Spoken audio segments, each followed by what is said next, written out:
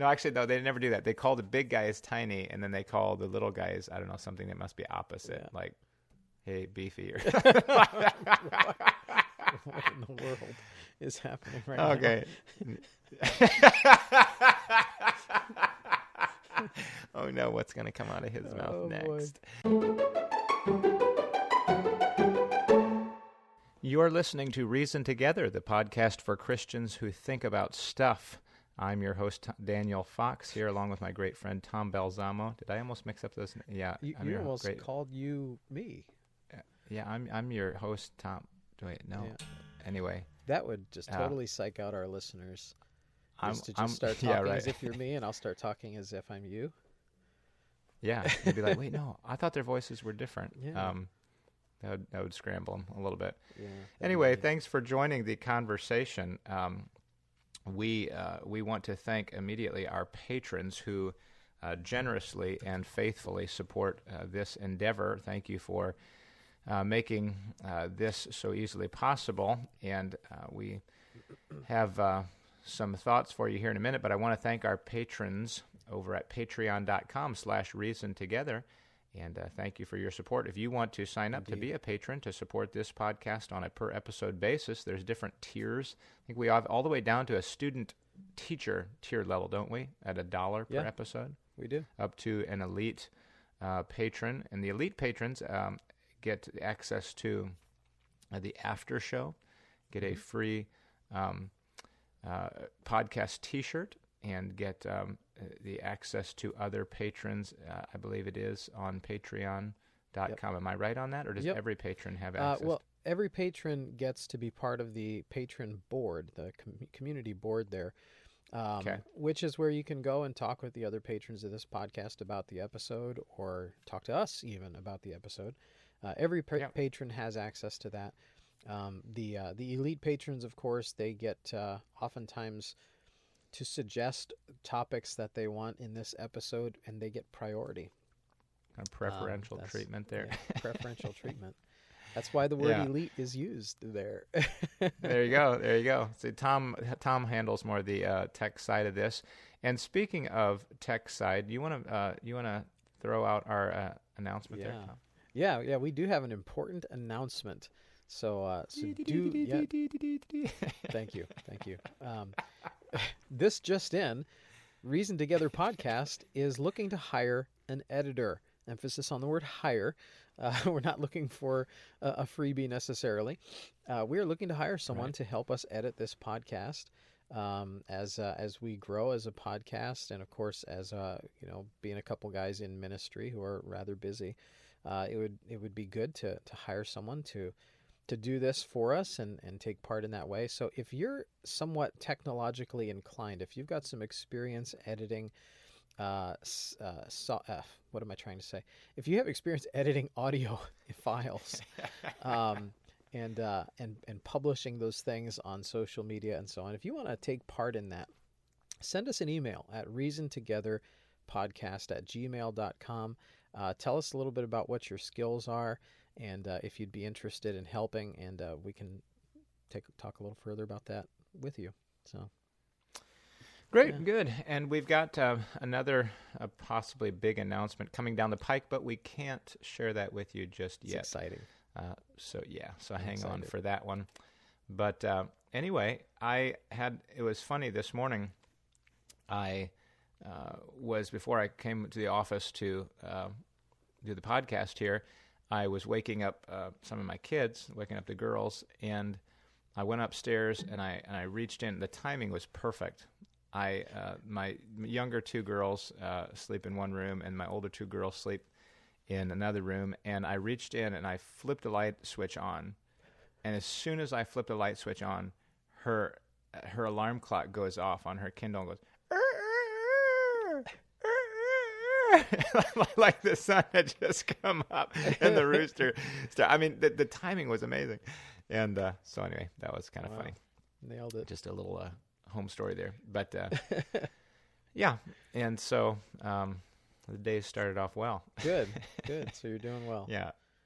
Yes, doing well. Yeah, it's been a neat year in trying to, trying to start some new habits, a new approach to productivity. And it's fun when you feel like you had a successful month. I honestly, I've tried journaling in the past, and it's never gone anywhere further than a day. Really? I mean, just like an occasional entry, like random entry here and there, I suppose. Yeah. But this year, I actually got a book, and it kind of gives you cues. Like it'll ask you a question, and you answer the question. So it's not like you just have to think, well, what do I write down? Yeah. And it's just kind of a small little page layout there. And so I committed to doing that. And it's been obviously the longest streak in journaling that I've ever done, for almost every day for an entire month. And that's neat to see that, and other goals, shooting for too. But because January is more laid back, being able to really try to kick in and engage and get things to where, this can become a system. Yeah. So it's been nice that way. Doing good, and getting bitterly cold here, like it probably is in other places of the country. Maybe that's more what you live with, but anyway, it looks like I know the forecast can change, but as of right now, Sunday the high is supposed to be -1. Oh wow, that's exciting. Yeah.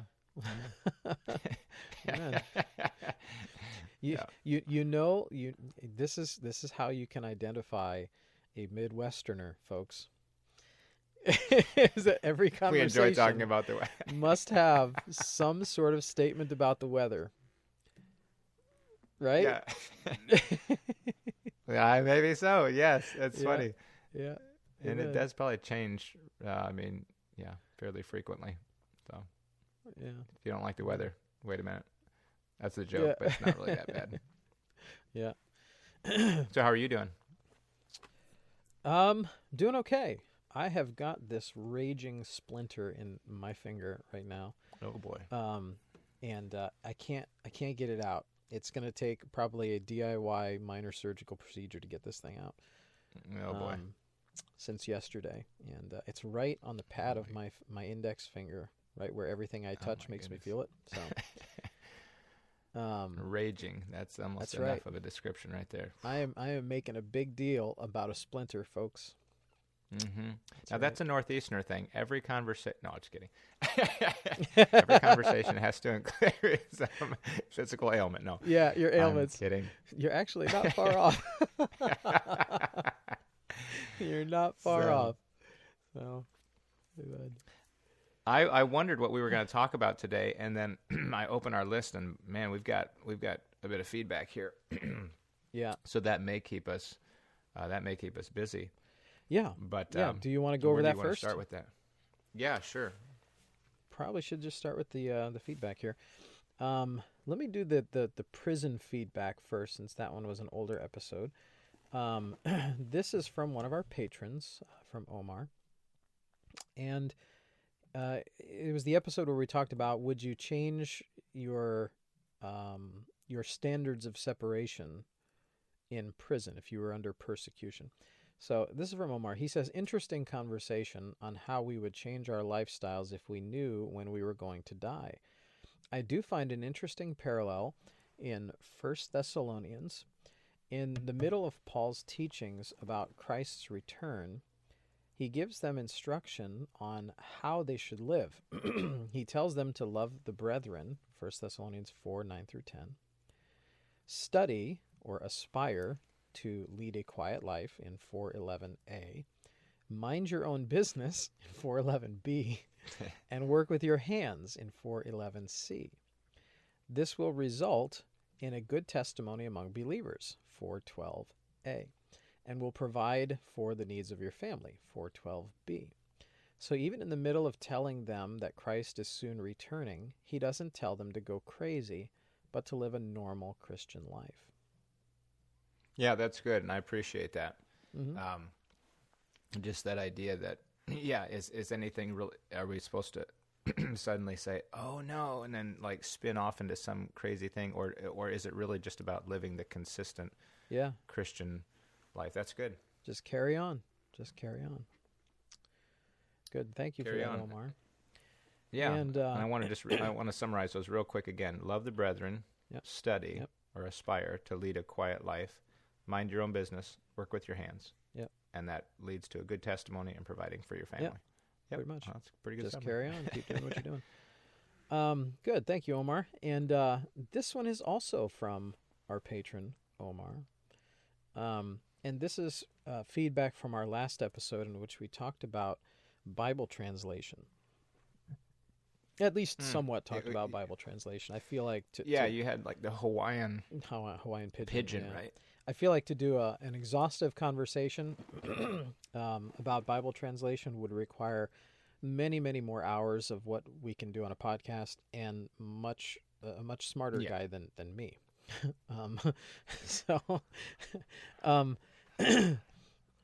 Anyway, Omar's feedback on the translation episode was this, and it's a little longer, but I'll read it in its entirety because I think it's helpful. The question about translations was really interesting. Thanks. I think when it comes to the understandability of the King James translation, everyone knows about the thee and the thou and the numerous archaic words, but these are not really a big issue since those words can be easily learned. I think what trips up most of us a lot more are words and phrases that we think we understand, but whose meanings have changed enough over the past 400 years so that we no longer understand them the way the translators intended. For instance, Philippians 4:6 says, "Be careful for nothing." The word careful used to mean full of care or anxious. For example, be anxious for nothing. But today we think of it with more of an idea of avoiding potential danger, mishap, or harm. And thus this verse can be confusing. Yeah, in other words, be reckless. Be careful for nothing. Yeah, be careful for nothing. Another example is 2 Timothy 2:15, which tells us to study to show thyself approved unto God. To this day, many Christians think this study is a command to read and investigate to find the truth, instead of what the KJV translators meant, which was to do one's best or be diligent. Mm-hmm. When Paul wrote that a pastoral qualification was that the candidate be apt to teach, he did not mean having a tendency to teach as we think today, but that he be able to teach, which is what the word apt meant in 1611. Isn't that what the word apt means today? That's me asking. The word apt means like you have the ability to. You're. I see what he's saying. I think if somebody say he's apt to do that, meaning he's inclined to do that, he typically is inclined to do that. Oh, okay. I see. I just understood the word apt as to mean more able. to habit. Okay. All right. Well, he goes on here. I'm not saying that the KJV was translated in error, but that the way we understand many of these words has changed to the point that many words no longer mean to us what they meant in 1611 to those translators, through no fault of the KJV. It's just how language works. One last personal example, Matthew 26:27 says that at the Last Supper, Jesus took the cup and gave thanks and gave it to them, saying, "Drink ye all of it." I remember as a kid taking communion at church and being careful to make sure I got every last drop, because this verse said to drink all of it. It wasn't until many years later that I realized Jesus meant, drink it, all of you. As far as Peter's note about Paul's letters being hard to be understood, I think Peter was referring to the principles and truths Paul taught. No matter how readable a translation is, there will be aspects of biblical teaching that are hard to be understood, but those difficulties should not be because of the translation's vocabulary, grammar, and syntax. God chose to have the New Testament written in the common vernacular Greek of that day, so that even slaves were expected to be able to read and understand what was written to them. And he references there Ephesians 6, 5 through 8. Which, just for reference here, let's pull that up. Ephesians 6, 5. It says, You got it? Can I read it for you? Yeah, go ahead. Servants, be obedient to them that are your masters according to the flesh, with fear and trembling, in singleness of your heart as unto Christ, not with eye service as men pleasers, but as the servants of Christ, doing the will of God from the heart, with good will doing service as to the Lord and not to men, knowing that whatsoever good thing any man doeth, the same shall he receive of the Lord, whether he be bond or free. So obviously written directly to servants in that passage. Okay, so he's making his point there that the Bible was written with the intention that even the servants of those days, who were not presumably educated people, could read and understand. Is that fair? Mm-hmm. Okay. Yes. Good. That's good feedback. I mean, what do you have any observations about that? I just think he makes a good point in that oftentimes maybe when we think of the readability of the KJV, we're talking about archaic words, and it's not so much the words that are old as much as the words that have evolved that are the problem, that take even more explanation, not to say, well, this word means this, like an archaic word. Okay, propitiation means satisfaction. Okay. But then to say, oh, when he that letteth will now let. Well, what that actually means, back then it meant this. Well, now it means this. And so what he's actually saying, it takes twice as long to explain a word that we even think that we understand. Yeah. But not a word that we think we don't understand. So that's a very good point. That and it's not, and it's well stated that it's not a problem of the King James in the sense that they mistranslated it. It's that there's what do they call that? Essentially a semantic evolution there, how words take on different meanings, and we're now from the 1769, we're 300-ish years removed. Yeah. From the translations. Obviously, words are going to change in meaning. Sure. It's good. Yeah. Do you think that may be offensive to some Baptists out there to even make note of that words have evolved, like you said, and thus making some words in the King James translation, to use Omar's word, archaic? Do you think some people would be offended by that, or am I? I really don't know. I know that there's a range of feeling and position as to I guess I would say yes. There are some on the fringe that would go so far as to say, to my understanding, there's those out there that say that essentially the English was re-inspired. Mm-hmm. So to call it archaic might sound like a denigration of an inspired word. But are you referring to Ruckmanism? Correct, Ruckmanites. Ruckmanism. So,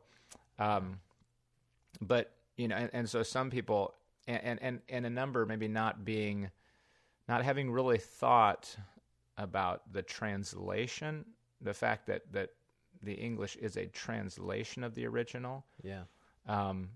May be scared by certain comments, but when you address the translation, you're not necessarily.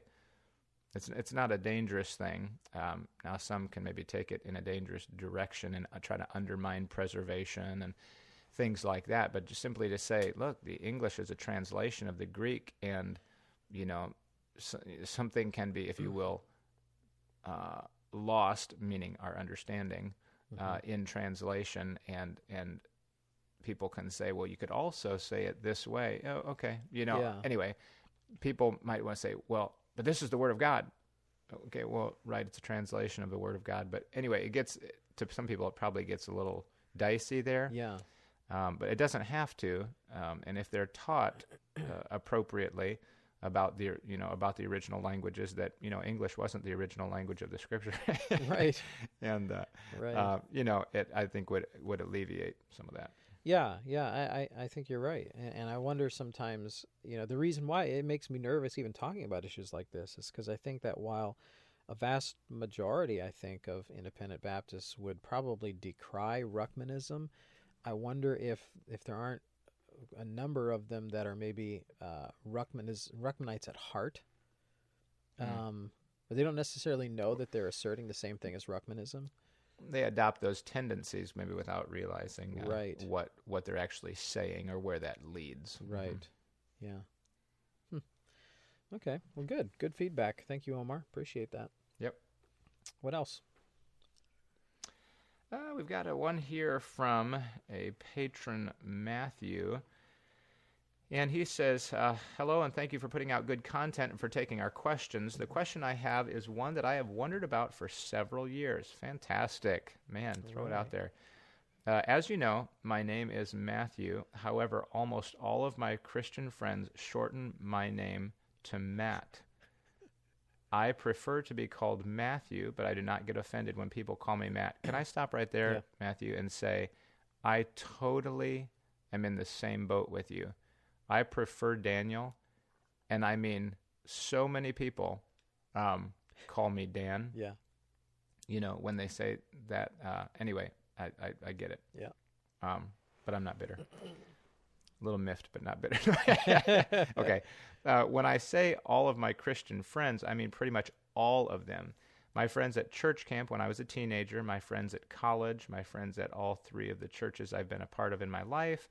The funny thing is that almost all of my secular friends that I have call me Matthew. Interesting.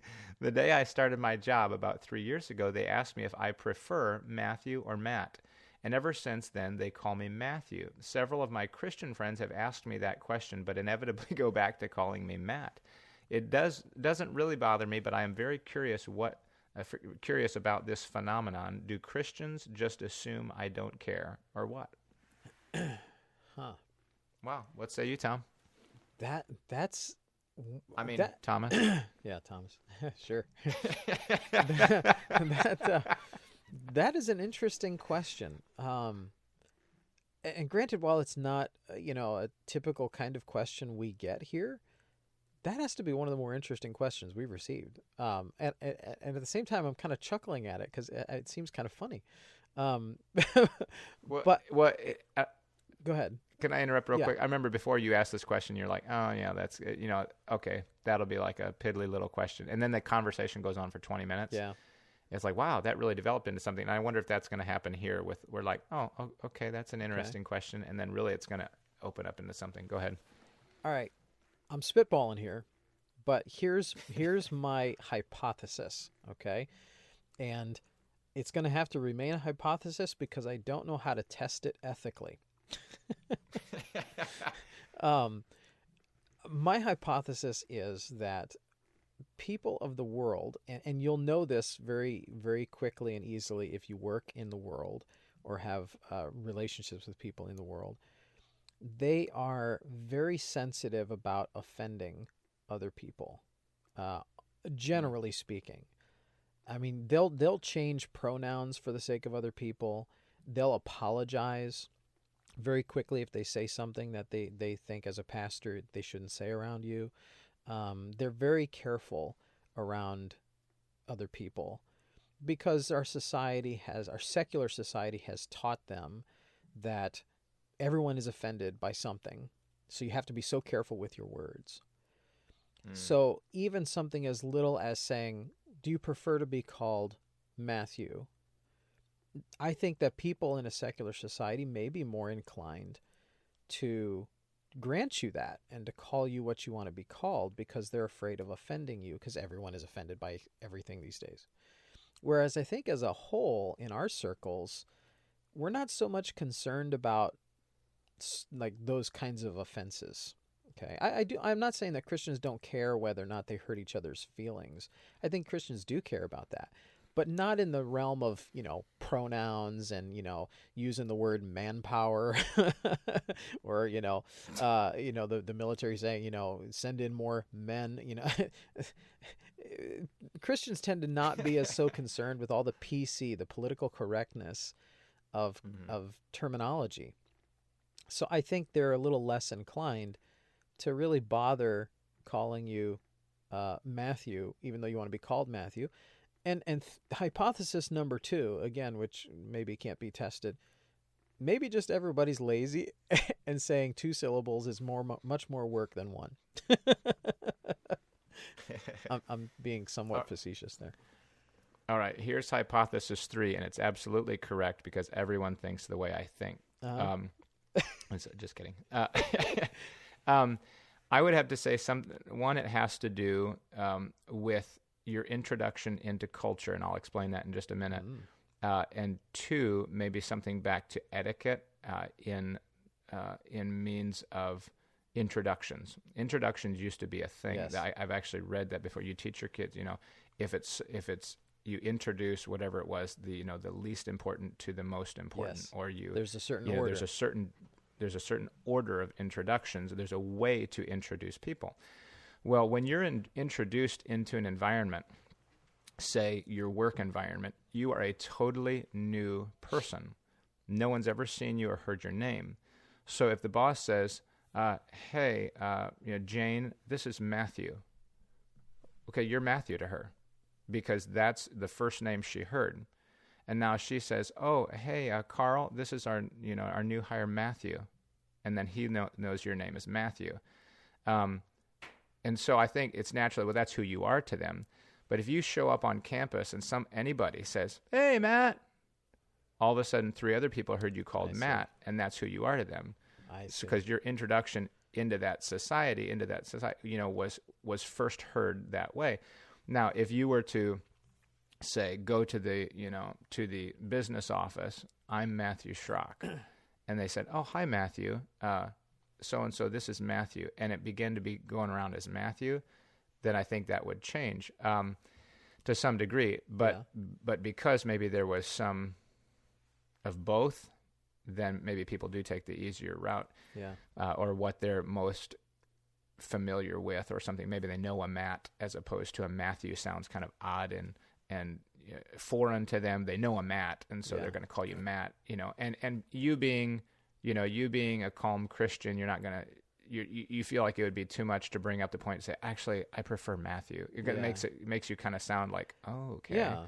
But if you would actually do that, if you'd say, "I prefer Matthew," that might actually change some people, but it also feels like it's petty, so you don't do it. And then like 99% of people end up calling you the name that you don't prefer. And I mean, I don't know that would change a lot of people. It seems that for instance, our kids, our kids' names, we prefer their full names, right? We don't prefer them being shortened to anything.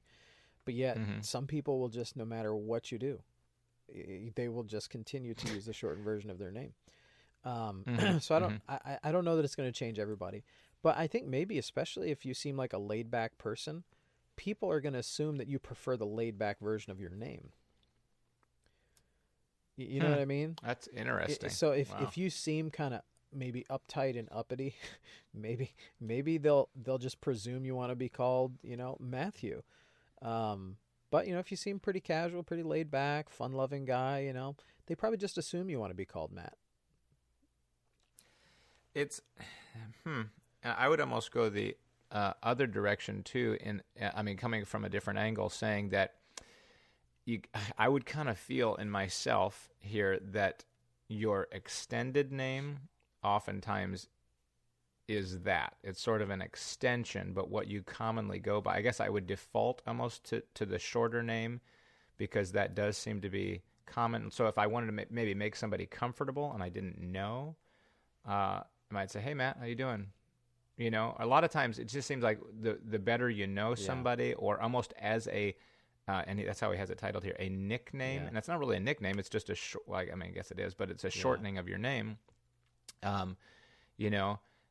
You call somebody, and So I'm thinking of a couple different names now, the people that I know, and it's almost a term of endearment to call them by the shorter name. I see. So, okay, so you're saying that maybe because you're Christians, you feel more of a camaraderie with each other, which would make you more inclined to use the more casual, endearing, shortened version of your name, whereas people of the world may not feel any connection with you. Is that? Well, that could be, but I would say even on an interpersonal level, if I'm just as a personality trying to make anybody comfortable, I don't know that it'd have to be a Christian, but even if I was with somebody at work and their name was Thaddeus, I don't know, I'd say, "Hey, Thad, how you doing?" Just to kind of be to sound casual and to make him comfortable. I feel like I would have to ask, though. Is it okay if I call you Thad? That's true. And if I didn't know his name, I probably would. "Hey, do you prefer one or the other?" Okay, at least ask. So that's true. Mm-hmm. But there could be times when maybe you feel like you know the person, but you're not exactly sure how they want to be called, but you'll throw it out there. Yeah. And if they don't react weird, then maybe you just run with it. Yeah. But Interesting. Good question. Of course, I guess to that's fun. maybe take more of a biblical tack on it. I guess your name is ultimately not your name. Your name is your lifestyle. Your name is your life, right? A good name is rather to be chosen than great riches, right? That I don't know that necessarily means your written name. I think that means your reputation, does it not? Well, I think it's both, because your name is the label that's put on everything that you are. Yeah. So when someone calls that name, it's indicative of everything that name holds. Sure. So I mean, I see you're saying that the name is essentially the substance underneath it, but the name is also the label. Yeah. So, when we talk about the name of God, when I trust in His name, well, what does that mean to trust in His name? Yeah. Well, it means to trust in who He is as a person, which is represented by His name. Yeah. I guess my basic point is, no matter what people call you, Matt or Matthew, as frustrating as it might be if they don't call you what you want to be called, ultimately it's the kind of life that you live that is more important. But yeah, it's interesting. I mean, does and I don't really want to launch out on this right now, but does God care, in essence, what people call you if your name has significance? Huh. For instance, my name Daniel means God is my judge, or God is judge. Well, that's got some meaning built right into it. If somebody calls me Bub, hey Bub, or they call me hey Tiny or something like that, No, actually, no, they never do that. They call the big guys Tiny, and then they call the little guys, I don't know, something that must be opposite, like hey Beefy or what in the world is happening right now? Okay. Oh no, what's going to come out of his mouth next? Anyway, what else do we have today? Thank you, Matthew. By the way, Matthew, we appreciate that question. That was an interesting thing to think about. So, yeah, thank you. Moving on. Okay. As far as curriculum goes in education, I had a question here, and I didn't type down what my thoughts were at the time, but I still, have some thoughts on it. What makes a good education?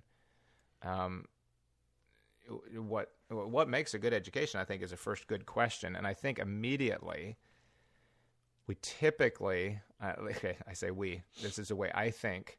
I wonder how many people, when you say, oh, they're getting a good education, it means the subjects, the curriculum. Yeah. And that is so narrowing to the concept of education. Yes. I think that education is entirely the books that you use or the curriculum that you use. Yeah. But that is one aspect of it. But even a part of that is what subjects should be included as we look at, what is a well-rounded education. Let me narrow it first. When we look at a typical education, I'm thinking, say, a high school, middle school, high school education, and we say, well, they teach history and math, and science, okay, and whatever. What are there any subjects you feel like are missing, or that would make a better education? In high school? Better curriculum. We're talking high school? Mm-hmm. Yep. And if you want to extend it to college, I mean, anything in there. Yeah. I think logic is a good thing to learn. Ah, yes. Yeah. And there are formal ways of teaching that. And why? Why do you feel like that's a good addition? Well, because it's kind of like the whole teach a man to fish kind of thing.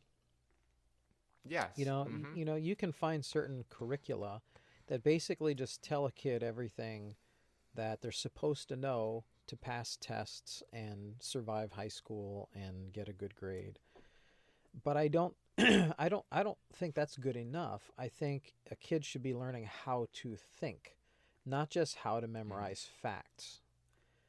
So Mm-hmm. in the Mm-hmm. teaching of logic, you have curricula that offer critical thinking books, they're called. You can find them. They'll say Mm-hmm. critical thinking right on the cover. I think we have several of them here. And they're basically books on logic that teach a child, what is contradiction. Mm-hmm. Why is it Mm-hmm. Yeah, right. contradictory? What's the foundation of logic, and so on. I think that's an important thing for teaching a kid how to think through things, so that when he comes across that later in life, he'll be able to apply that kind of thinking. Um, and even to an extent, algebra, like advanced algebra, is actually very helpful towards that. It does teach the Hmm. basis of logical thinking. People say, "Oh, you'll never use algebra in real life." Not true. Not true at all. You will use that because it teaches you how to think logically. Um, Hmm. some people tout the benefits of Latin, which Mm-hmm. I do have some experience with. I'm not great at it, but especially with the whole medical terminology background, a lot of the words are Latin. Or at least they have a foundation in Latin. So you can break down a huge medical word that's like 6 syllables long. You can know exactly what it means because each part is a Latin prefix and root and suffix and so on. So Mm-hmm. Latin, I Mm-hmm. think, is helpful because there's a lot of words in the English language that can be better discerned that way. But I don't know that I would say that one's like super necessary. Um, I don't know. Just from a Mm-hmm. curriculum standpoint, I think maybe those are good ideas. I mean, I think we're implying also that Bible is being taught. That's kind of the obvious one that as Christians we think should be part of a young person's curriculum. Yeah, yeah, it should, and of course, on a secular level, that's not going to be included, No. which makes it especially incumbent. But either way, it's Yeah. incumbent upon parents to lay that Yeah. foundation for a child. Yeah, go I ahead. was going to say though, more so than the curriculum, I think is often how it is presented. Um, Mm-hmm. Mm-hmm. and I go back and forth with this throughout life because I think this is an issue of balance. Is that students, whether you're talking, and I think maybe especially in college, um, students should have the ability to ask hard questions without being punished Mm-hmm. for it. And they should have the ability to ask questions that force the teachers, the professors, to actually have to defend what they're teaching.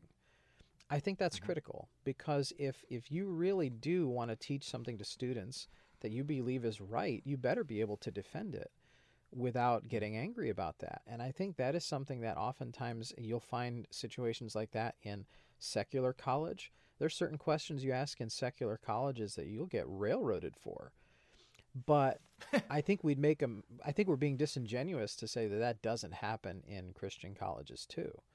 Um, but the fact is, if you're speaking the truth, it should be able to withstand cross-examination without you blowing up about Right. it. So I think hard questions is important, and that comes back to how curriculum is presented, not necessarily the material in it. Good. Good. Um, yeah. The normal, what we might consider the normal classroom environment. I tell you facts, you write them down, Yeah. on a test, and you have learned.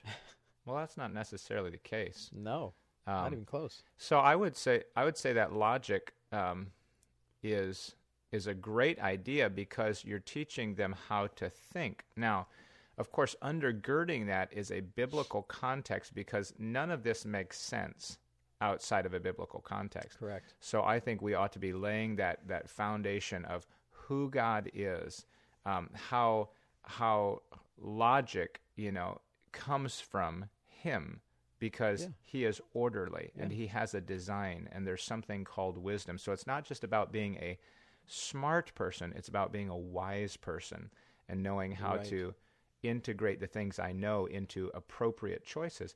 So, but then going back to the curriculum, you think about logics, how to think. Well, you think, okay, what is my goal in life? My goal in life, of course, is to know God, and I would even say to be salt for Him, to influence other people. Well, how do I do that? I have to think, and I have to communicate. Mm-hmm. So I need to understand people. Mm. And so I would even say that some form of communication. Now we do that. We technically do that in, say, grammar. There should be some element of being able to organize my thoughts and be able to represent them in an articulate fashion. Yeah. So that's sort of part of grammar and word studies and even writing. Writing really works that out for you, but maybe even a class like speech. But if you haven't gone back and learned logic to know how to put together a coherent sentence, then you can be totally entitled and irrational and illogical and make a speech that really is kind of worthless. Yeah. Because you're not making sense. You're not being rational.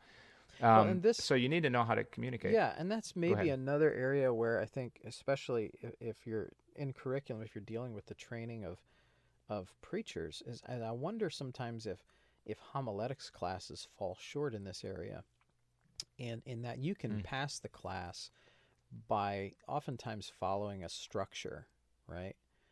And we all know it. It's kind of a trope. You have an introduction, you have a 3-point outline, you have a poem at the end, a conclusion, all that and other stuff. And as long as you're not totally fumbling through it, you might be able to pass such a class. But I think it's interesting, how even just a few years, I preach differently than when I first started in a ministry, because actually dealing with people kind of causes you to have to communicate in such a way to meet the needs that the Lord's laid on your heart. And oftentimes that doesn't follow the exact pattern you're taught, in formal homiletics. And I wonder sometimes if maybe allowing students to break free from that somehow, and I don't know how you do that. I'm not a homiletics teacher, but I wonder sometimes if that would be helpful in a curriculum.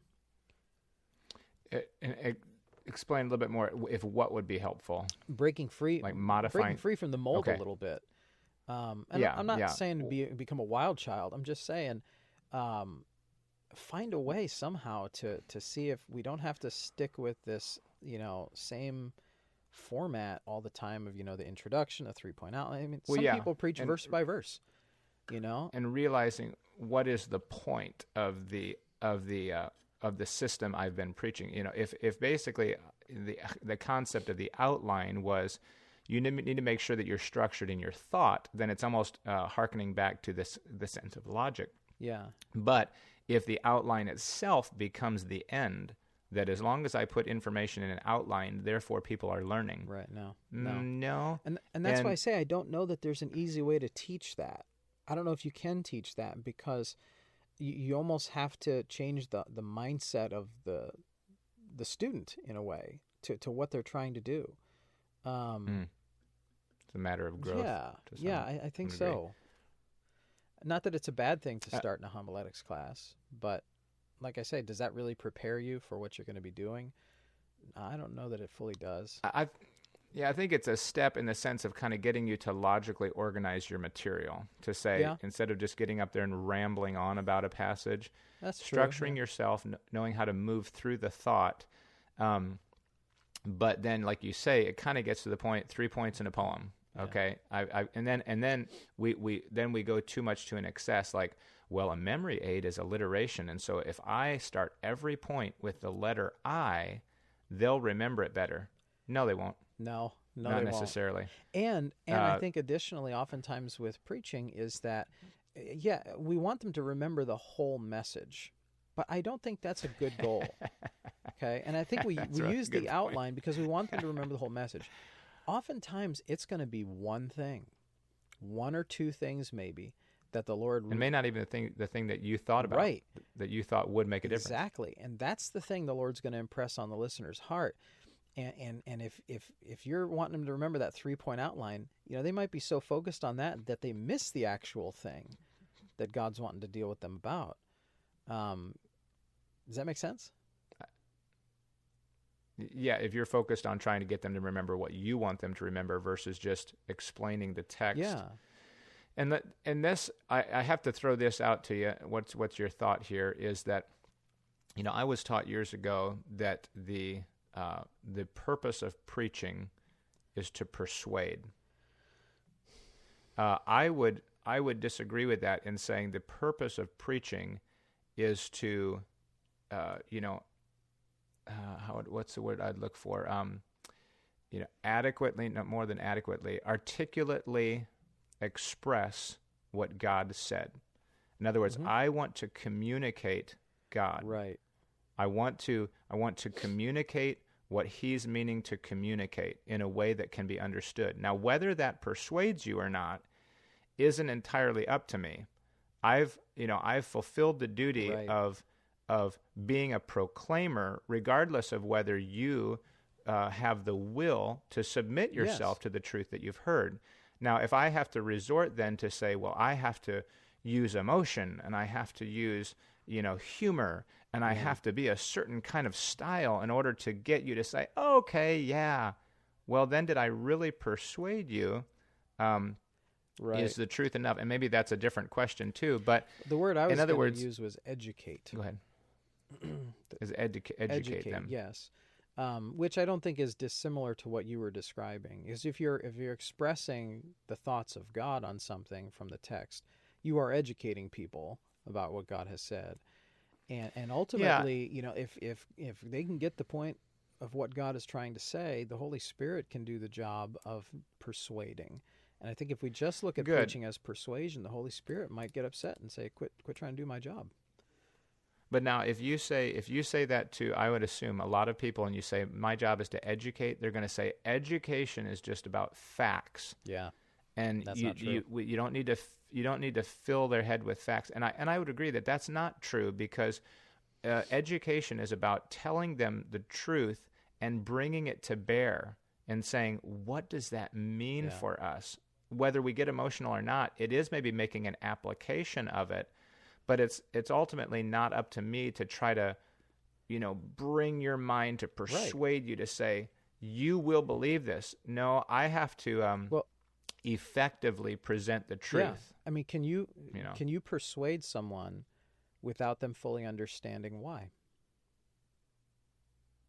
Well, no, not really. And if you quote unquote have persuaded them, what good is that if they don't really understand? Yeah, I was going to say yes.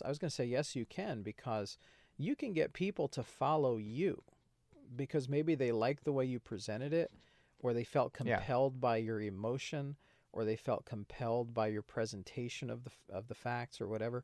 And they might be persuaded because of how you did, but they may not understand why.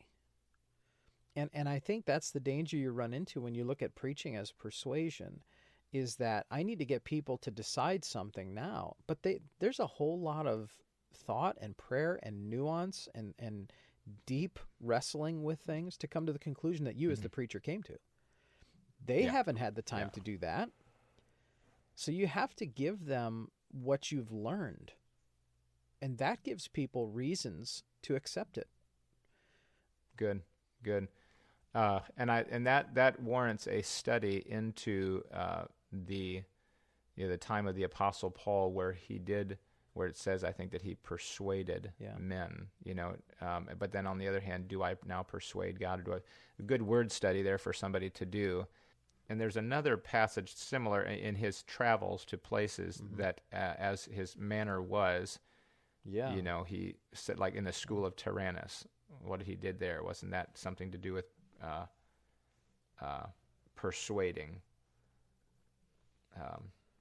But when divers were hardened and believed not, but spake evil of that way before the multitude, he departed from them and separated the disciples, disputing daily in the school of one Tyrannus. So he was disputing. And let's see. Yeah, so anyway, interesting study there that can be done. We need to wrap it up here, but I want to say that as we move into the after show, I still have one or two other parts of curriculum or education that I think ought to be considered. And if you're interested in that, you can get access to the after show by becoming an elite patron. But we're going to say farewell for now. Thanks so much for joining the conversation. Thank you, patrons and listeners, for the feedback. And we look forward to more If you have any thoughts on what we're talking about, any questions you've had just rolling around in your mind, just some practical issue of life, some question, doesn't have to be some systematic theology question. Just like Matthew asked today, what about people not calling me my full name? Why is that? Okay, feel free to throw that out. We would love to consider that. And it's reasontogetherpodcast@gmail.com. Yeah, and don't forget, we are hiring an editor, hopefully. So if you're interested in learning more about that, be sure to send us an email at reasontogetherpodcast@gmail.com. Anyway, thank you again for listening. We are encouraging balance, developing perspective, and connecting faith to practice. This is Reason Together.